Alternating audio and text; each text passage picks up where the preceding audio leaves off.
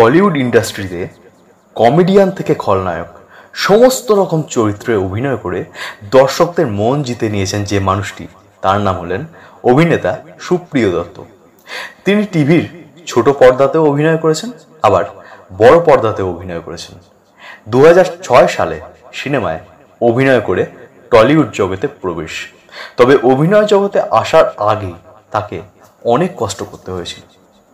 তার পরিবারে ঠিকমতো অন্ন জুটত না। আসুন আজকের ভিডিওতে আমরা জেনে নিই বিখ্যাত অভিনেতা সুপ্রিয় দত্তের জীবনী সম্পর্কে। সুপ্রিয় দত্ত জন্মগ্রহণ করেছিলেন প্রত্যন্ত গ্রামের এক নিম্ন মধ্যবিত্ত পরিবারে। অভাব অনটন যার নিত্য সঙ্গী এবং তার মধ্য দিয়ে তার বেড়ে ওঠা। তার পরিবারের প্রত্যহ চলত অভাব অনটনের মধ্য দিয়ে। তিনি পড়াশোনায় বেশ মেধাবী ছিলেন, কিন্তু পড়াশোনার পাশাপাশি সংসার চালানোর জন্য তাকে তার বাবার সাথে চপ ভাজতে হতো, কারণ এটাই ছিল তার বাবার জীবিকা। আর এই জীবিকাতেই ছেলেকে হাত লাগাতে হতো, না হলে সংসার চলবে কিভাবে। অত্যন্ত ছোট বয়সেই সুপ্রিয় বাবুকে এই জীবিকাতে আসতে হয়েছিল।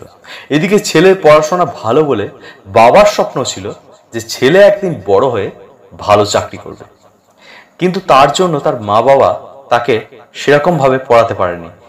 অভাব অনটনের মধ্য দিয়ে যা হয়, কিন্তু তাকে সবসময় উৎসাহ দিতেন পড়াশোনার জন্য। তবে সুপ্রিয় বাবু একদিন লক্ষ্য করলেন যে পড়াশোনার পাশাপাশি তার অভিনয় জগতের প্রতি বেশ ঝোঁক বাড়ছে। তার এই ঝোঁক এবং এই আগ্রহ থেকে তার মনে মনে একদিন ঠিক করে ফেললেন যে আমাকে গ্রাম থেকে কলকাতায় যেতে হবে, এবং তিনি ঠিক করার সঙ্গে সঙ্গে কলকাতায় এসে হাজির এবং এখানে নাটক এবং থিয়েটারের সাথে যুক্ত হলেন। তবে টলিউড জগতের দর্শকরা সুপ্রিয় বাবুকে চিনেছিলেন 2008 সালে রাজ চক্রবর্তী পরিচালিত চিরদিনের তুমি যে আমার মুভির মাধ্যমে। এরপর আর সুপ্রিয় বাবুকে পিছন ফিরে তাকাতে হয়নি। এরপর পরপর সুপারহিট মুভিতে অভিনয় করেছেন। চ্যালেঞ্জ, লে ছক্কা, দুই পৃথিবী, সেদিন দেখা হয়েছিল, এছাড়াও আরো অনেক অনেক মুভিতে অভিনয় করেছেন এবং করে যাচ্ছেন, এবং তিনি সমান তালে ছোট পর্দাতেও অভিনয় করেছেন। সুপ্রিয়বাবু তার অভিনয় দক্ষতার মাধ্যমে টলিউড ইন্ডাস্ট্রিতে যথেষ্ট পরিচিত মুখ।